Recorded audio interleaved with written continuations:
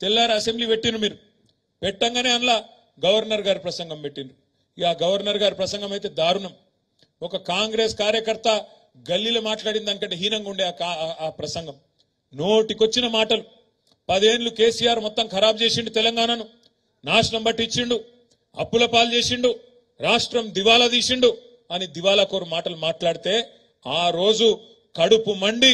అసెంబ్లీలో మీ బిడ్డగా సిరిసిల్ల ప్రజాప్రతినిధిగా అసెంబ్లీలో ఆ రోజు ప్రభుత్వానికి చెప్పిన నేను 10 ఏళ్లలో ఏం జరిగిందో చెప్పిన ఆ తర్వాత తెల్లారి ఇంకొక ఆర్థిక శాఖ మీద శ్వేతపత్రం అని పెడితే హరీష్ రావు గారు మాట్లాడారు తర్వాత విద్యుత్ శాఖ మీద పెడితే మన జగదీష్ రెడ్డి గారు మాట్లాడారు 3 రోజులు అసెంబ్లీ నడిస్తే 3 రోజులు మన పార్టీ తరఫున మనం కూడా సమాధానం చెప్పినాం మంచిగానే సమాధానం చెప్పినామా మంచిగానే చెప్పినామా లేదా పెట్టినాం మరి మీరు ఒక్కసారి ఆలోచించుండ్రి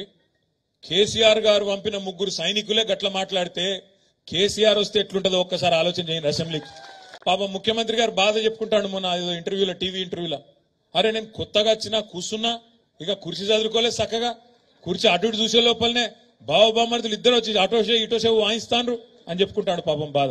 మరి మాతోనే గిట్లుంటే నీకు రేపు మా నాయకుడు కేసీఆర్ రంగంలో దిగితే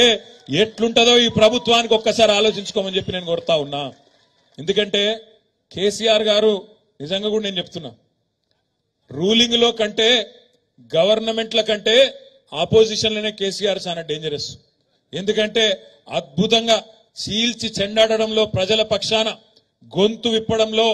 ప్రజల పక్షాన ప్రశ్నించడంలో కేసీఆర్ కంటే పదునైన గొంతు బహుశా భారతదేశంలోనే ఎక్కడా లేదు